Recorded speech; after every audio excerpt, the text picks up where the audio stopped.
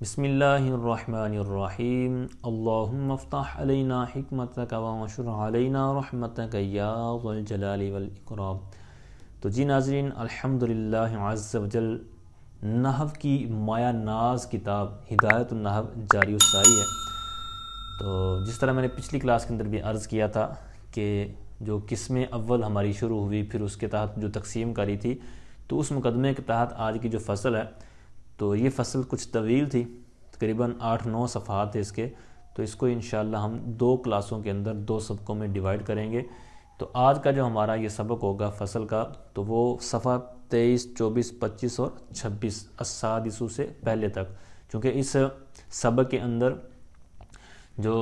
16 قسمیں ہم نے اعراب کی پڑھی ہے نا، اسم کا جو اعراب ہے، مفرد، منصرف، صحیح، جاری مجرور، صحیح، قائم صحیح، یہ ساری جو چیزیں ہم نے پڑھی ہوئی ہیں، تو ان 16 کو انہوں نے 9 قسموں میں 9 اصناف انہوں نے بنائی ہیں، قسمیں بنائی ہیں۔ تو ان کے اندر پھر کسی کے اندر 3 آ جائیں گے، کسی کے اندر کتنے، کسی کے اندر کتنے۔ تو اس طرح یہ بہت ہی عبارت کے لحاظ سے اہم سبق ہے۔ مثال کے طور پر ہم عربی عبارت پڑھتے ہیں تو وہاں پر یہ جو سبق یاد ہوگا تو ہمیں کنفرم ہو جائے گا، اگر یہ سبق صحیح طرح کلیئر ہوگا تو ہم وہاں سے ایزیلی کلیئر کر سکتے ہیں کہ یہاں پر یہ عامل کی وجہ سے یہاں اگرچہ ہمیں نظر نہیں آ رہا کہ کیا آنا چاہیے اعراب، مطلب جس طرح ہوتا ہے نا، بعض کا تو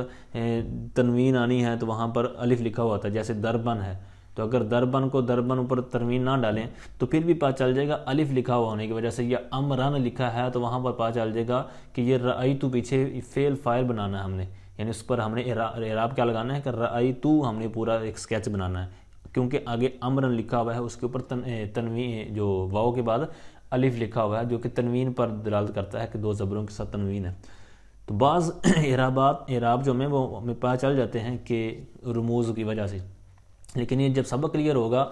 تو انشاءاللہ عز و جل آپ کو ایک فنی چیزیں ملیں گی، اور اس طرح کی جو علامتیں ہیں، رموز ہیں، ان سے آپ کو یہ محتاجی نہیں رہے گی، ٹھیک ہے۔ تو اور بھی بہت زیادہ فنی چیزیں ہیں، تو انشاءاللہ کچھ نہ کچھ چیزیں میں اور بھی ایڈ کروں گا اس متن کے سے ہٹ کر بھی۔ تو آئیے سبق کی طرف، کہتے ہیں فصل فی اصناف اعراب الاسم وہی 9 اصناف۔ کہتے ہیں یہ جو فصل ہے یہ اسم کا جو اعراب ہے تو اس کی قسموں کے بارے میں ہے، اور وہ اسم کے جو اعراب کی قسمیں ہیں کہتے ہیں 9 اصناف، وہ 9 قسمیں ہیں۔ 9 کہتے ہیں 9 کو، اصناف یہ صنف کی جمع ہے، جس کا قسم کی جمع اقسام، اسی طرح صنف کی جمع اصناف، تو اس کا مراد بھی قسمیں ہی ہیں۔ تو 9 قسموں میں یہ مطلب یہ سبق پورا کلیئر ہوگا، تو جس کے اندر آج کا جو ہمارا سبق ہے وہ 9 سے ہٹ کر بلکہ ہم صرف 5 پڑھیں گے، تو بقیہ جو 4 ہیں وہ انشاءاللہ اگلے سبق کے اندر کلیئر کی جائیں گی۔ تو اب یہ کیا کیا چیزیں ہیں اس کے اندر، تو پہلی قسم جو ہے کہتے ہیں الاول ان یکون الرفع بالضمۃ والنصب بالفتحۃ والجر بالکسرۃ۔ کہتے ہیں کہ رفع جو ہوگا وہ دمہ کے ساتھ ہوگا، نصب جو ہوگا وہ فتح کے ساتھ ہوگا، جر جو ہوگی وہ کسرہ کے ساتھ ہوگا۔ اب مطلب اعراب تو 3 ہی نا، رفع، نصب، جر، جس طرح پچھلے آپ نے سبق کے اندر کلیئر کیا، لیکن بعض ایسی صورتیں ہیں کہ اعراب تو یہی ہوں گے لیکن لکھنے میں کچھ اور ہوگا، مطلب ہے رفع، مطلب پیش آنی چاہیے، لیکن وہاں پر زبر دیا ہوگا یا پھر کسرہ دیا ہوگا۔ تو یہ ساری صورتیں آج کے سبق میں یعنی اس فصل کے اندر کلیئر کی جائیں گی۔ تو اب یہ پہلی قسم ہے کہ جس کا اعراب رفع، نصب، جر جو ہوتا ہے تو ان کا ظاہراً دکھنے میں بھی ایسا ہی ہوگا۔ تو کہتے ہیں یہ کس کے ساتھ خاص ہے، یہ کس کو دیا گیا، کہتے ہیں وَيُخْتَصُّ بِالْمُفْرَدِ الْمُنْصَرِفِ الصَّحِيحِ وَهُوَ عِنْدَ النُّحَاةِ مَا لَا يَكُونُ فِي آخِرِهِ حَرْفُ عِلَّةٍ كَزَيْدٍ وَبِالْجَارِ مَجْرَى الصَّحِيحِ وَهُوَ مَا يَكُونُ فِي آخِرِهِ واو أو ياء ما قبلهما ساكن كدلو وزبج۔ اب بہت زبردست انہوں نے یہاں پر باتیں بیان کی، کہتے ہیں یہ جو اعراب ہم نے بیان کیا نا، رفع دمہ کے ساتھ، نصب فتح کے ساتھ، جر جو ہے کسرہ کے ساتھ، یہ کس کے ساتھ خاص ہے یا کن کو یہ اعراب دیا گیا ہے۔ کہتے ہیں آپ چیزیں وہ گن لیں کہ وہ کون کون سی ہیں۔ کہتے ہیں پہلی بات یہ ہے کہ وہ مفرد، منصرف، صحیح ہو۔ اب صحیح یہ ہم نحو پڑھ رہے ہیں، اور ایک ہم نے صرف کتاب جو پڑھی ہے تو اس کے اندر بھی ہم نے صحیح، محموز، اجوف، ناقص، لفیف وغیرہ ساری چیزیں پڑھی ہیں، تو وہ صحیح صرف کا تھا، اور یہاں پر جو بات ہے المفرد منصرف صحیح میں، تو یہاں پر نحو کی صحیح مراد ہے۔ تو اب وہ ہمیں نہیں پتہ کہ وہ کیا چیز ہو سکتی ہے، تو یہاں پر انہوں نے خود ہی آگے وضاحت کر دی کہ نہیں پتہ تو کوئی بات نہیں، ہم آپ کو بتا دیتے ہیں۔ کہتے ہیں وَهُوَ عِنْدَ النُّحَاةِ، یہ جو صحیح ہے یہ نحو نحات کے نزدیک مراد ہے، یعنی نحویوں کے نزدیک مراد ہے۔ اور وہ کیا چیز ہوتی ہے؟ کہتے ہیں ما لا یکون فی آخرہ، یعنی کوئی بھی آپ کے پاس کلمہ ہے، لفظ ہے، اس کے آخر میں حرف علت نہ ہو، ما لا یکون فی آخرہ حرف علت، اس کے آخر میں حرف علت نہ ہو، یعنی آگے پیچھے ہو تو ٹھیک ہے۔ جیسے کہتے ہیں کہ زیدن، اب اس میں اگر صرف کے لحاظ سے دیکھا جائے تو یہ تو الف یائی بنے گا، لیکن چونکہ ان کی نزدیک، ان کے جو نحویوں کا نزدیک ہے وہ آخری کلمے ہے، یعنی دال کی جگہ اگر حرف ہوتا تو یہ مطلب خرابی لازم آنی تھی، جو صحیح غیر صحیح والی۔ تو یہاں پر کہتے ہیں کہ چونکہ نہیں ہے آخر والا تو لہٰذا یہ صحیح ہوا نحویوں کے نزدیک۔ تو ایک تھا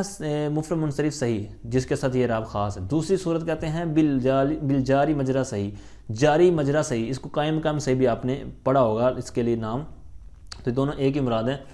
تو اب یہ بھی ایک ہمارے لیے نیا نام تھا، نیا لفظ تھا، تو اس کی بھی آگے وضاحت کر رہے ہیں کہ اس سے مراد کیا ہوتا ہے، یعنی ہوتا تو صحیح نہیں ہے لیکن کہتے ہیں کہ قائم مقام صحیح، یعنی صحیح نہیں ہے لیکن صحیح کے قائم مقام ہے۔ صحیح کی تعریف آپ نے پیچھے پڑھی، تو یہاں پر قائم مقام کی کہتے ہیں وَهُوَ مَا يَكُونُ فِي آخِرِهِ وَاوٌ او یاؤن ما قبلہما ساکن کدلوین، یعنی کہتے ہیں کہ اس کے آخر میں واو یا یا تو ہو، جسے اوپر کہا تھا نا کہ حرف علت نہ ہو آخر میں، لیکن یہاں پر قائم مقام بنانا چونکہ صحیح ہے، تو کہتے ہیں چلو اگر مان لیں بالفرض کہ آخر میں واو یا یا تو ہے، یعنی صحیح نہیں رہا، لیکن ایک شرط ساتھ لگا دیں کہ تو یہ تھوڑا سا ہمارے لیے قائم مقام ہو جائے گا صحیح کے، وہ کیا ہے؟ کہتے ہیں ما قبلہما، ان دونوں سے قبل، یعنی اگر واو ہے تو اس سے ما قبل، یا ہے تو اس سے ما قبل کیا ہونا چاہیے؟ حرف ساکن ہونا چاہیے۔ جیسے مثالیں دے رہے ہیں، کہتے ہیں دلون اور زبیون، اس میں واو ہے اور آخر میں دوسرے میں یا ہے، حالانکہ پہلی تعریف کے مطابق دیکھیں نحویوں کے نزدیک جو صحیح کی تعریف ہے تو اس کے مطابق یہ صحیح نہیں ہے، کیونکہ آخر میں لام کلمہ جو ہے آخر والا وہ حرف علت ہے، لیکن قائم مقام صحیح کے کرنے کے لیے انہوں نے ایک شرط لگا دی کہ اس کا ما قبل ساکن ہونا چاہیے، تو وہ ہم نے دل ون زبیون جو پڑھا ہے تو اس کے اوپر عین کلمہ لام اور با یہ ساکن ہے، تو اس لیے یہ قائم مقام ہو گیا۔ اب اس کو صحیح کے قائم مقام کیوں کیا گیا؟ اس کی ایک علت بیان کی جاتی ہے کہ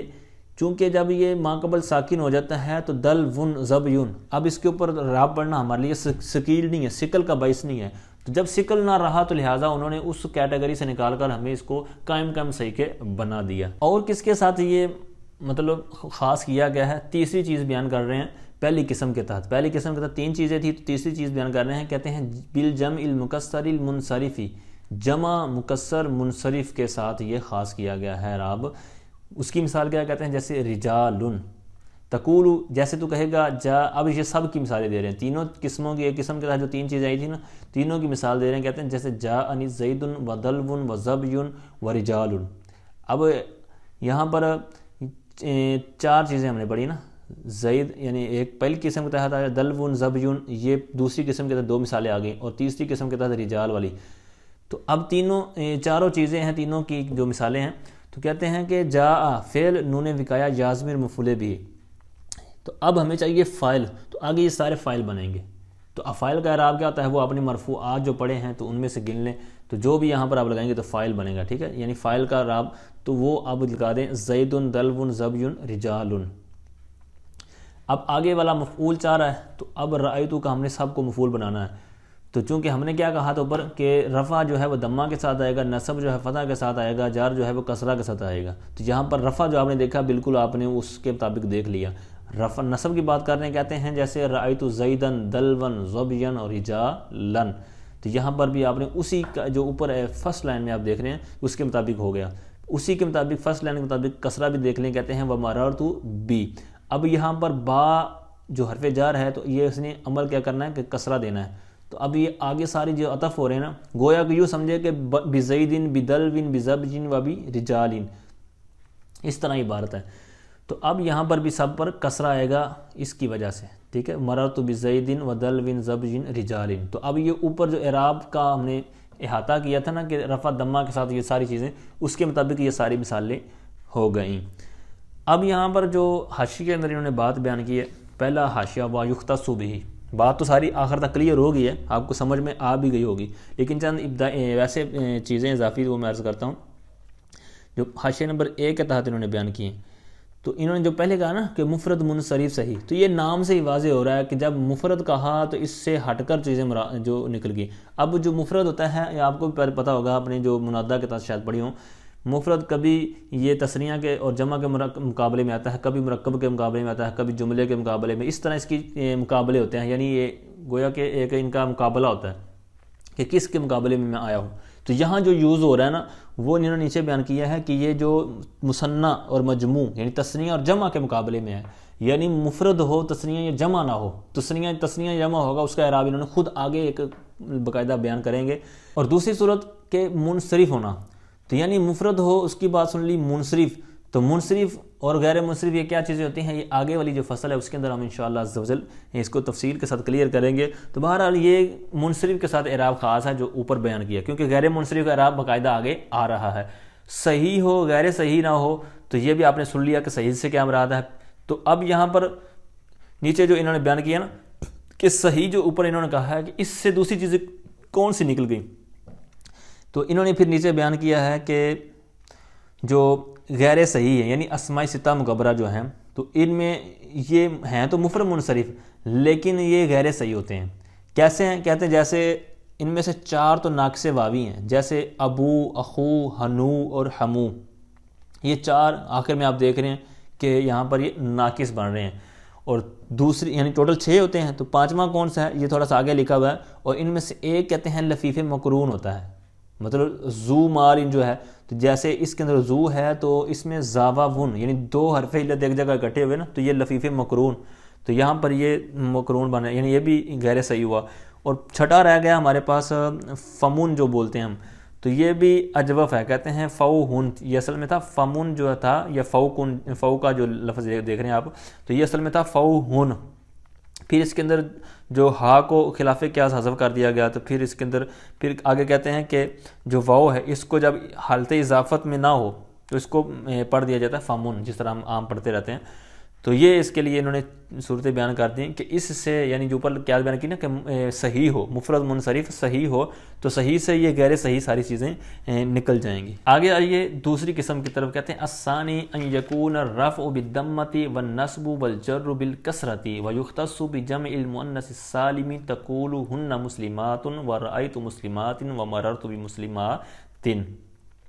یہاں تک یہ دوسری قسم ان 9 قسموں میں سے۔ تو کہتے ہیں دوسری قسم کا اعراب کس کے لیے مختص ہے، یہ آپ نے سننا ہے کہ رفع جو ہوگا یہ دمہ کے ساتھ ہوگا، یعنی جہاں پر بھی یہ صورت ہوگی نا کہ جمع مؤنث کے ساتھ یہ جو خاص کیا گیا مؤنث سالم کے ساتھ، تو وہاں پر کہتے ہیں کہ اس کا جب حالت رفع ہوگی تو وہ مرفوعات آپ نے دیکھ لینے ہیں وہاں پر، تو وہاں پر جو رفع بن رہی ہوگی تو رفع دمہ کے ساتھ آئے گی، نصبی اور جری کسرہ کے ساتھ آئے گی، یعنی اس کے جو دکھنے میں اعراب ہوں گے وہ 2 ہی ہوں گے، یا تو رفع نظر آ رہا ہوگا یا پھر کسرہ نظر آ رہا ہوگا۔ ٹھیک ہے، اب اس کی آگے وضاحت کرتے ہیں۔ اور یہ اعراب کس کو دیا گیا، کہتے ہیں وَيُخْتَصُّ بِجَمْعِ الْمُؤَنَّثِ السَّالِمِ، ایک تو یہ ہے کہ جمع ہو، دوسرا یہ ہے کہ مؤنث ہو، دوسرا یہ ہے کہ سالم ہو، تیسرا، تو یہ قید جب ہوں گی ساری تو اس کے ساتھ یہ اعراب خاص ہے کہ اس کا جو حالت رفع ہوگی وہ دمہ کے ساتھ آئے گی، یا پھر نصبی بن رہی ہوگی یا جری بن رہی ہوگی تو اس کے لیے کسرہ آئے گا۔ اچھا، تقول جیسے کہ کہتا ہے کہ تو کہے گا کہ ہننا مسلماتن، اب ہننا یہ اس کو اگر مبتدا بنائیں گے تو اگر خبر بنا دیں تو خبر مرفوعات میں سے، تو اس لیے اس کو ہم دیں گے مسلماتن، ورأیت مسلمات۔ اب اس طرح کی جو مثالیں ہیں نا کہ جو عموماً اس طرح مشہور تو ہوتی ہیں لیکن اس طرح اجرا نہیں ہوتا، تو یہاں پر پھر غلطی کر دیتے ہیں کہ رأیت، تو آگے پھر فعل فاعل بنا کے اس کو مفعول بناتے ہیں مسلماتن، حالانکہ اگر اعراب جس طرح یہاں پر نہیں لگا ہوا تو اگر بالفرض اگر اس نے مفعول آنا بھی ہوتا 2 زبریں تو یہاں پر تو آخر میں مسلماتن کا جو ہے تا الف تا ہونا چاہیے تھا، جس طرح میں نے پہلے عرض کیا کہ رموز اور اشارے جو دیے ہوتے ہیں، لیکن یہاں پر نہیں ہے۔ لیکن جو اس اعراب کو اگر ہم یاد کر لیں گے تو یہ جو ہمیشہ والی ہماری جو پریشانی ہے یہ جمع مؤنث سالم والی بھی نکل جائے گی۔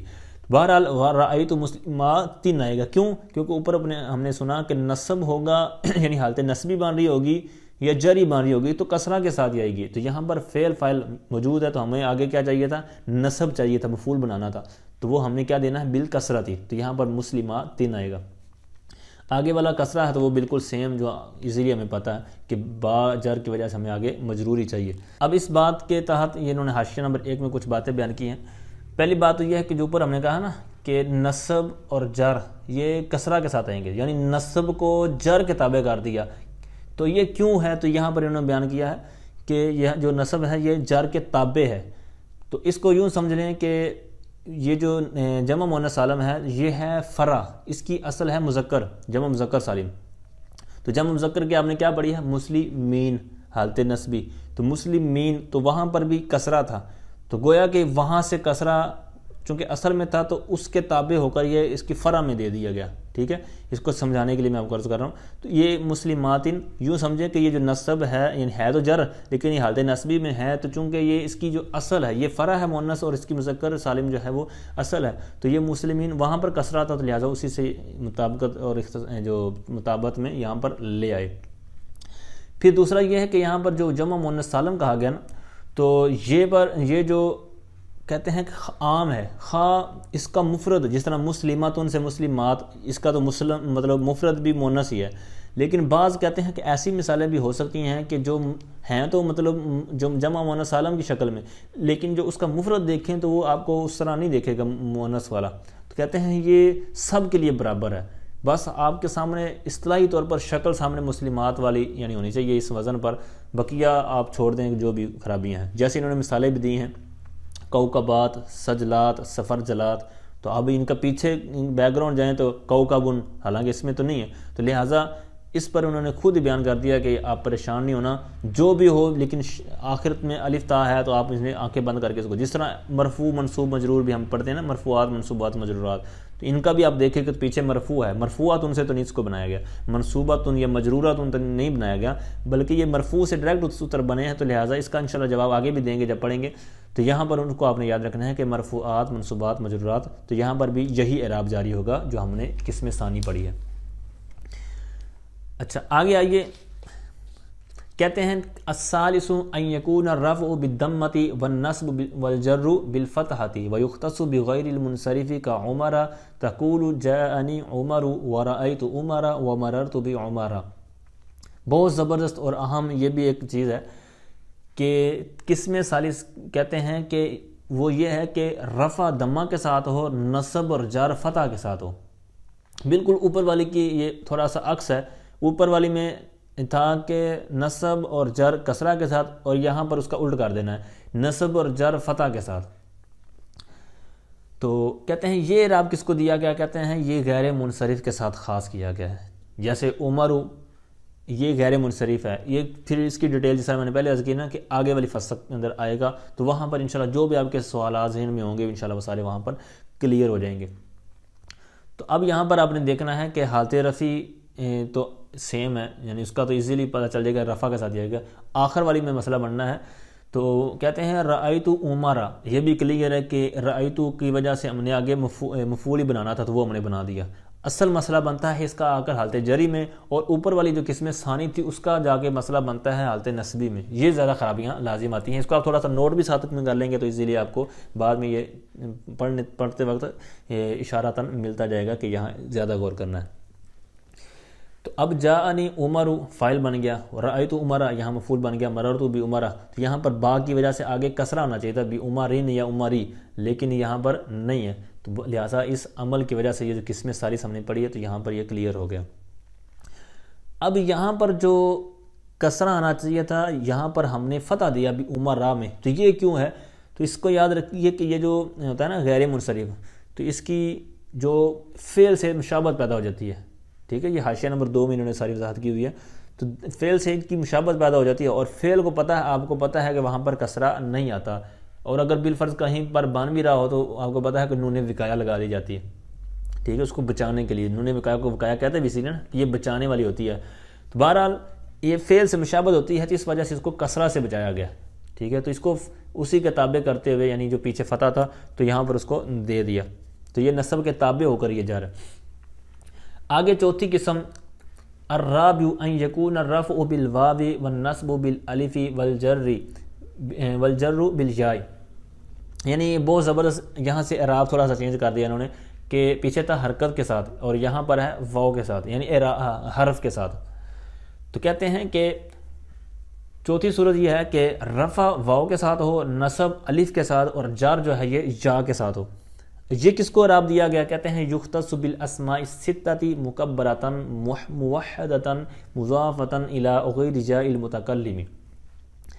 کہتے ہیں یہ خاص کیا گیا ہے اسماء ستہ کے ساتھ، لیکن اس کی قیدیں کیا ہیں؟ اسماء ستہ مکبرہ ہو، موحدہ ہو، اور مضاف الی غیر جاء متکلم، یعنی جاء متکلم کے غیر کی طرف وہ مضاف ہو۔ اب اس کی مثالیں دیکھیں گے اور مزید آسان ہو جائے گا۔ کہتے ہیں جیسے ہیا، واہیا، اور وہ جو کیا ہے مثالیں جس کی ہم نے پیچھے بات کی ہے، کہتے ہیں اخو کا، ابو کا، ہنو کا، ہمو کی، فو کا، ذو مال۔ اب یہ 6 مثالیں ہیں، تو اب ایک پر آپ نے اجرا کرنا ہے، بقیہ انشاءاللہ میں آپ کو ایک اور باتیں عرض کرتا ہوں۔ پہلی بات یہ ہے کہ اسماء ستہ مکبرہ ہوں، یعنی مکبرہ، اور ایک آپ نے سنا گا تصغیر، جس طرح راجل مطلب آدمی، رجیل چھوٹا آدمی، یا کوئی اور معنی کر لیں تحقیر والا، جو معنی اس تصغیر کے کیے جا سکتے ہیں۔ تو مطلب کیا ہوا؟ راجل سے رجیل، تو یہ رجیل بنایا، یہ تصغیر بنائی ہے۔ تو یہی انہوں نے حاشیہ میں بیان کیا ہے کہ یہ جو اعراب ہم نے بیان کیا ہے یہ تب ہوگا، یعنی کون سا اعراب؟ کہ حالت رفع، یعنی جہاں پر فاعل بن رہا ہے، یا یعنی مرفوع حالت بن رہی ہے، حالت رفع میں ہے تو وہاں پر کیا ہوگا؟ واو کے ساتھ ہوگا۔ حالت نصبی میں، یعنی یہاں پر مفعول بن رہا ہے یا کسی کا اسم بن رہا ہے، یعنی منصوبات جو آپ نے پڑھے ہیں، تو وہاں پر یہ اس کا جو حالت نصبی ہوگی وہ الف کے ساتھ ہوگی۔ جر جہاں پر ہوگا یعنی مجرور ہوگا یا مضاف الیہ کی وجہ سے آگے ہوگا، تو یہ دونوں صورتوں میں یا کی وہاں ہمیں آپ کو جھلک نظر آئے گی۔ تو یہ کب ہوگا یہ تینوں اعراب؟ تو یہاں کہتے ہیں جو ہم نے کہا نا اسماء ستہ مکبرہ موحدہ اضافہ، یہ آپ نے قیدیں یاد رکھنی ہیں کہ مصغرہ ہوگا تو پھر اعراب اس کا حرکات کے ساتھ ہے، حالانکہ اوپر کیا ہے؟ حرکت، حرف کے ذریعے،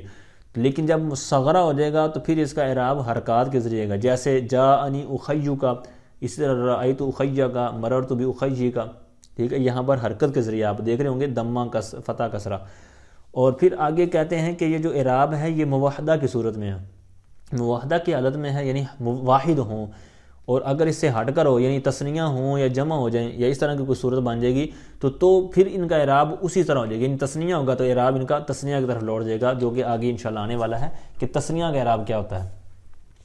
اچھا، پھر آگے انہوں نے اوپر کہا تھا نا کہ جائے متکلم کے غیر کی طرف مضاف ہو، اب کہہ رہے ہیں تب یہ اعراب ہوگا اوپر والا، یعنی واو الف جا والا۔ اور اگر کہتے ہیں کہ یہ اضافت ہو جائے، یعنی یہ جو حروف ہیں یعنی ابون، اخون، فمون وغیرہ جو ہیں، یہ آگے اگر یا متکلم طرف مضاف ہو جائیں تو پھر کیا ہوگا؟ پھر ان کا اعراب تقدیری ہوگا، ٹھیک ہے؟ یعنی وہ نظر نہیں آ رہا ہوگا، تو اس طرح ان کے اندر خرابی لازم آ سکتی ہے اگر ان کی آپ اصل کو چینج کریں گے جو اوپر قاعدہ بیان کیا ہے۔ پھر نیچے کچھ اور چیزیں بھی لکھی ہیں، ان کو بھی آپ ایک نظر دیکھ لیجیے گا۔ تو اب اوپر والی جو مثالوں کی طرف آئیے، اخو کا، تو اب ان کے اندر جو اخو کا، ابو کا، ہنو کا، یہ 3 لفظ تو پڑھیں گے تو یہ کاف کے فتح کے ساتھ پڑھیں گے۔ اخون آپ کو پتہ ہے بھائی کو، ابون باپ کو، ہنو یہ ستر کے لیے بولا جاتا ہے، یہ شرم گاہ، خواہ عورت کی ہو یا مرد کی۔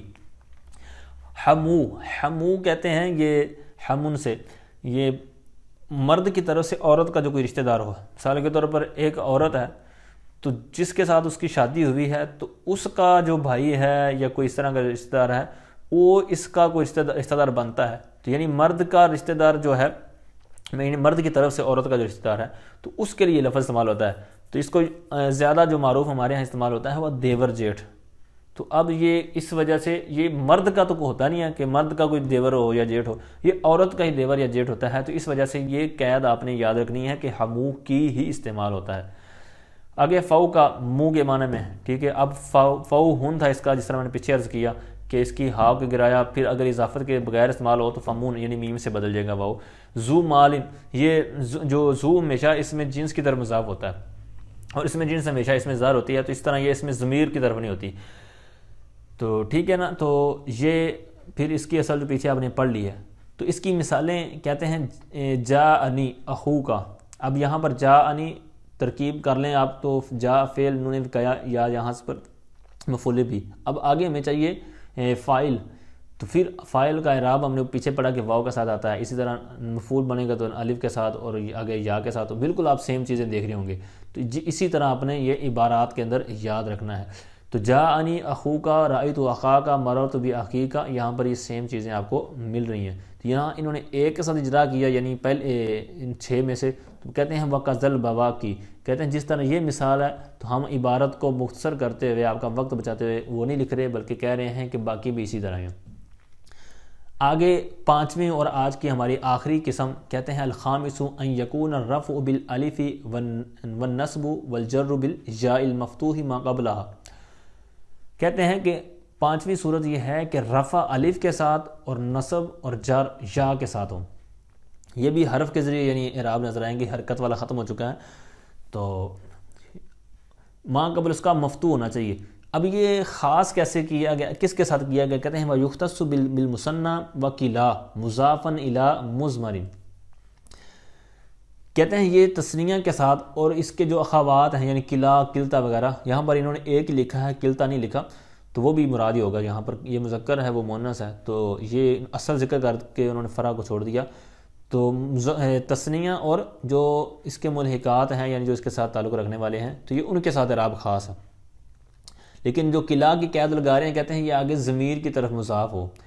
اب اس کہتے ہیں وَإِسْنَانِ وَإِسْنَتَانِ بھی اسی کی طرح آئے گا۔ تقول، ان سب کی مثال دے رہے ہیں، کہتے ہیں جاءنی الرجلان۔ اب حالت رفع آپ نے پہلے دیکھنی، اوپر کیا کہا تھا کہ حالت رفع الف کے ساتھ ہوگی، تو اب دیکھیں جاءنی الرجلان، یہاں پر نون کا آپ چھوڑ دیں، یہ حرکت کے تابع ہے، جس طرح پہلے بات ہو چکی ہے،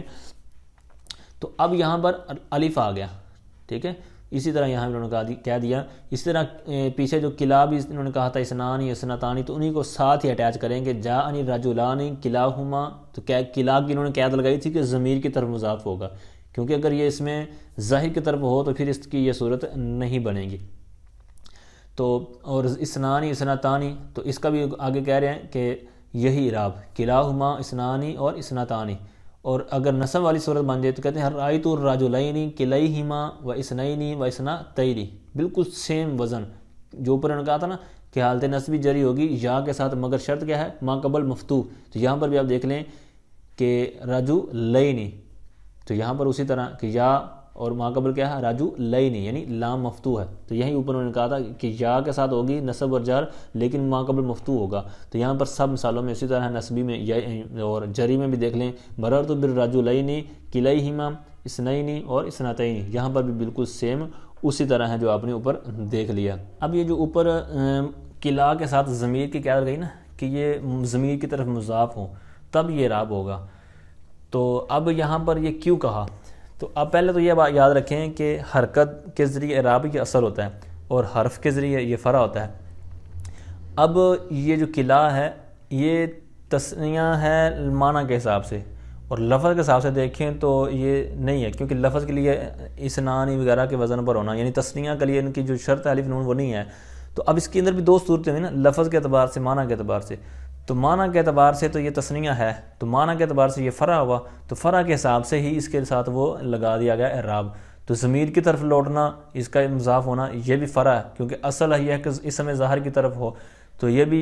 یہاں پر ایک فرق ہے۔ تو یہ چونکہ فرع کے حساب سے ہے، تو یعنی اضافت جو ہو رہی ہے یہ بھی فرع کی طرف ہو رہی ہے، اور اس کا مانن بھی یہ فرع ہے، تو پھر اس کو اعراب بھی فرع والا دیا گیا۔ اور اگر یہ اضافت اس کی طرف نہیں ہوتی ضمیر کی طرف، بلکہ اسم کی طرف ہوتی ہے، تو پھر اس کا اعراب چینج ہو جائے گا، اصل کی طرف لوٹ جائے گا، ٹھیک ہے۔ تو چونکہ یہ اسم کلا جو ہے اگر اس کے ہٹ کر ہو تو یہ مطلب رہے گا اپنا اصل پر، فرع نہیں ہوگا، تو پھر اس کا اعراب آ جائے گا حرکت کے ساتھ۔ تو چونکہ آخر میں الف ہے تو پھر اس کے اندر تھوڑی سی چینجنگ یہ رہے گی کہ حرکت کے ساتھ ہوگا لیکن تقدیری ہوگا، ٹھیک ہے۔ تو یہ تھا آج کا ہمارا سبق، انشاءاللہ جو ہماری بقیہ صورتیں رہ گئی ہیں قسمیں، تو انشاءاللہ اگلے سبق کے اندر اس کو کلیئر کیا جائے گا۔